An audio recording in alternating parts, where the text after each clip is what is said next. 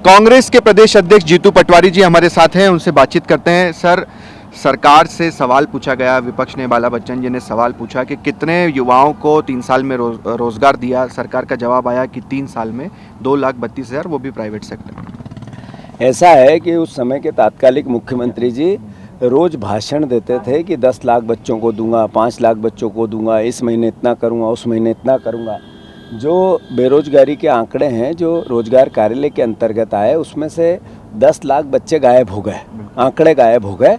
और आंकड़े सरकार ने दिए कि हमने प्राइवेट सेक्टर में 2 लाख से ऊपर बच्चों को रोजगार दिए, मतलब 36 लाख लोगों का पंजीयन था, उसमें से 2 लाख बच्चों को पंजीयन के साथ रोजगार मिला। ये आंकड़े सरकार के हैं। 10 लाख गायब हो गए।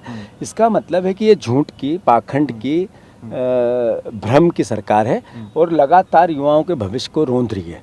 जिन लोगों ने इनको वोट किया, उन्हीं के बच्चों का भविष्य का गला घोंटने वाला अगर कोई विचार है तो बीजेपी का विचार है। नरसिंह घोटाले पर भी विपक्ष काफ़ी आक्रामक नज़र आ रहा है। सड़क से लेकर सदन तक हम देख रहे हैं, काफ़ी हंगामा हो रहा है, प्रदर्शन आप लोग कर रहे हैं। आज भी सत्याग्रह शुरू हुआ है, सदन में भी इस पर चर्चा है। नहीं, बात यह है, नरसिंह घोटाले में प्रमाण चाहिए सरकार को। मंत्री उस समय का था जिसके समय पे ये सब घपले और घोटाले हुए। 5 लाख बच्चे भटक रहे हैं, वो न इधर के हैं न उधर के हैं, गरीब बच्चे हैं, आदिवासी हैं, एससी के हैं, एसटी के हैं। उनके माता पिता ने जैसे तैसे अपनी बच्ची के लिए पेट काट काट कर पैसे दिए। ये इससे बड़ा प्रमाण क्या होगा? इससे बड़ा प्रमाण क्या होगा कि आपके सीबीआई के अफसर रिश्वत लेते पकड़े गए और मंत्री दोषी नहीं है। ये कैसे हो सकता है? जिसके सीबीआई अफसर अनुमति देते थे और उस समय का विभाग उनको परमिशन देता था, सीबीआई तो परमिशन दे नहीं सकती थी। तो ये क्या मैसेज है? ये मैसेज है कि सीबीआई के अफसर चोर पकड़ा गए, रिश्वत ली, पर मंत्री बेदाग है। कैसे हो सकता है? ये सरकार एक ही बात कर रही है कि मामला कोर्ट में है और सीबीआई खुद जांच कर रही है, इसमें अब हम क्या कर सकते हैं? मैं मानता हूं कि सरकार की ये सोच, ये इस प्रदेश के बच्चों को एक तरह से धत्ता दिखा रही है, इनके भविष्य के साथ खिलवाड़ कर रही है। इनके माता पिता को कह रही है कि आपने हमें वोट भले दे दिया, पर आपके बच्चों के भविष्य को रौंद देंगे हम। ये विचार है बीजेपी का। कल सदन में राहुल गांधी का जो आक्रामक रवैया रहा, जो भाषण रहा, उस पर हमने देखा प्रधानमंत्री भी सदन में खड़े हुए, उन्होंने कहा कि हिंदुओं का अपमान कर रहे हैं, ये गलत बात है। क्या कहेंगे आप इसको लेकर? राहुल गांधी जी ने क्या कहा? राहुल गांधी जी ने कहा कि इस देश में कोई सा भी धर्म नफरत नहीं फैला सकता। भगवान राम, कृष्ण और भोलेनाथ ने एक ही पाठ पढ़ाया है जीवन के उस भाव को जिसमें मानवता की रक्षा हो, प्रकृति की रक्षा हो। उन्होंने कहा कि मैंने 4000 किलोमीटर नफरत रहित देश बने, इसके लिए यात्रा की।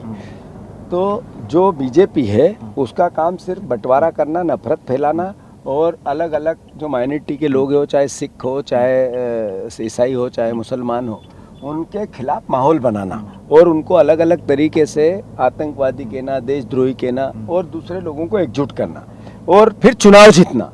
तो इसमें गलत क्या कहा? बीजेपी का चरित्र ऐसा है। बीजेपी पूरे प्रदेश में, प्रधानमंत्री ने चुनाव के दौरान कितनी बार नफरत की बातें की, ये इसको झुठला तो नहीं सकते हैं वो। राहुल जी ने क्या गलत कहा? अब बीजेपी पूरे देश में इसको लेकर प्रदर्शन कर रही है। सभी मुख्यमंत्री हर राज्य के जहां बीजेपी शासित प्रदेश हैं, वहां प्रेस कॉन्फ्रेंस करने जा रही है। तो हम भी प्रदर्शन करेंगे देश के प्रधानमंत्री के खिलाफ।